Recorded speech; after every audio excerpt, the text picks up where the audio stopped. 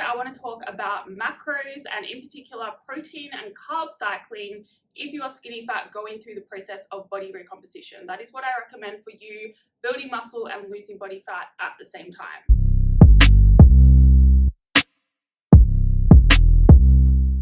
Hello, welcome back to my channel. My name is Jodie and I help you change your beliefs so you can change your body, your health, and your life. I got asked a really good question along the lines of, can you protein cycle like you can carb cycle? So I don't know if I've talked about it a lot, but if you are skinny fat, if you want to go through the process of body recomposition, then you can set up your diet so that you are aiming for maintenance calories or even a small surplus a few days of the week, and then you're aiming for a small deficit the other days of the week, just say on your rest days.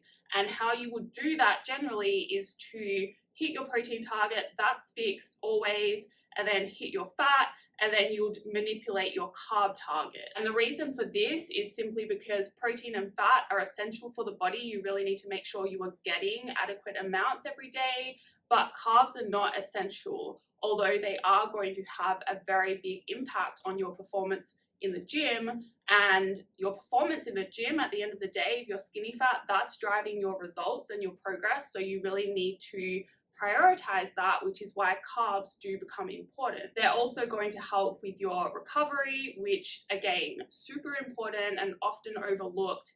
If you are not sleeping enough, if you are not eating enough, and you're not getting enough rest, then you are going to compromise your results simply because you're going to impact the recovery side of things and then your performance going back into the gym. Anyway, so whilst you can set up your carbs like that, so you might have high days and then you might have low days, they can be high days on your training days and low days on your rest days, or you can swap it depending on what makes you feel better and what makes you perform best in the gym. Sometimes having the extra food the day before is going to result in a better workout on that day, and then you'll have a bit less food on that day. That is fine.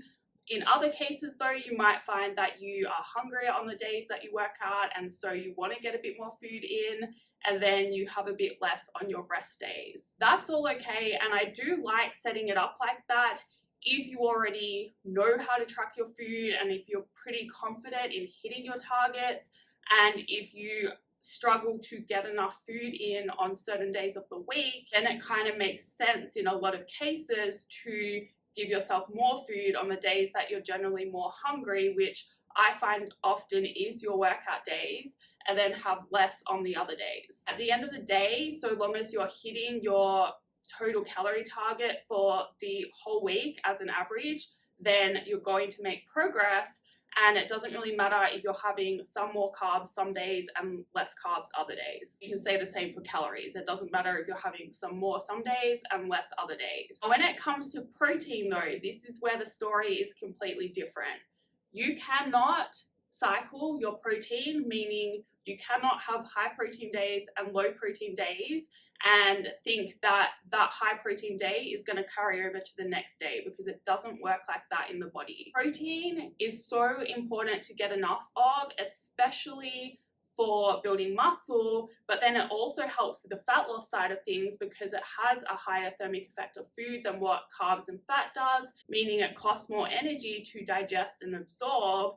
And so it's going to help, like it's not a massive amount, it's not a huge difference, but it's still going to help increase your energy expenditure slightly, which helps with the fat loss side of things. In addition to that though, protein is so important for your health. It's not only the structural component of your hair, skin, and nails. If you have weak hair, skin, and nails, then it could be a protein thing. It could also be a micronutrient thing like zinc and iron. Then it's also the component of enzymes, immune cells, and some hormones in your body. If you want to be functioning optimally just as a human and be healthy and feel good, then it's really important to get enough protein. And this is every single day, because protein isn't just like stored in the body like carbs and fats are. And so you need to be consuming enough every single day.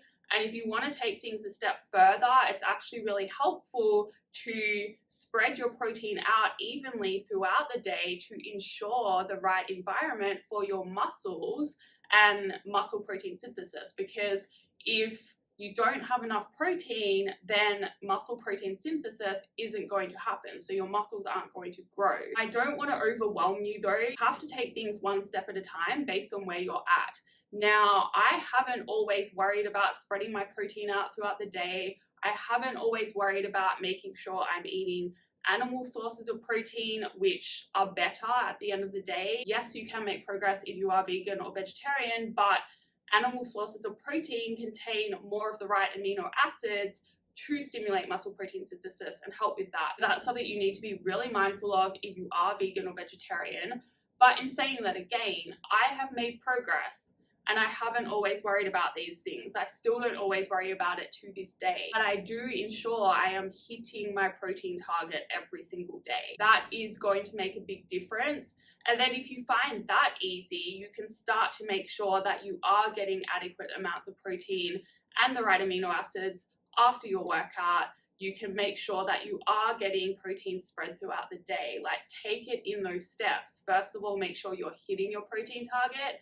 Then next step is to make sure you're getting enough protein, or like kind of equal amounts of protein in each meal of your day. And then once you're kind of hitting that minimal target of protein, you can increase it a little bit if you want as well. And then once you've got that under control, you're kind of good and you can find something else to focus on and improve. That could be your sleep. That's going to have a huge impact.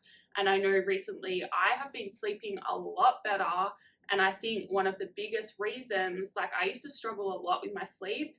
We'll see if that comes back. But something I have been doing recently that's very different is first thing in the morning, I'm exposing my eyes to natural light. Like, I watch the sunrise, not looking at the sun in particular, but I make sure I get sunlight for the first half hour of the day before I even look at a screen, which is different to what I was doing, because I would wake up and pretty much I would either go for a walk or I would kind of like pretty much start work straight away, honestly. So I think that's made a huge difference. And then also now 2 hours before bed, basically after sunset, I don't expose my eyes to blue light. I have a filter on my phone, so it's like red light only.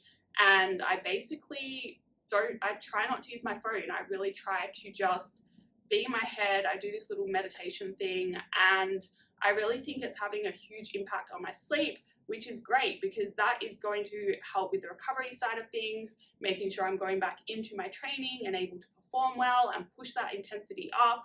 And already I'm seeing like really good results from my training as well. So there's lots of things to focus on, but the basics matter most. Protein matters every single day, so make sure you are working on getting it in.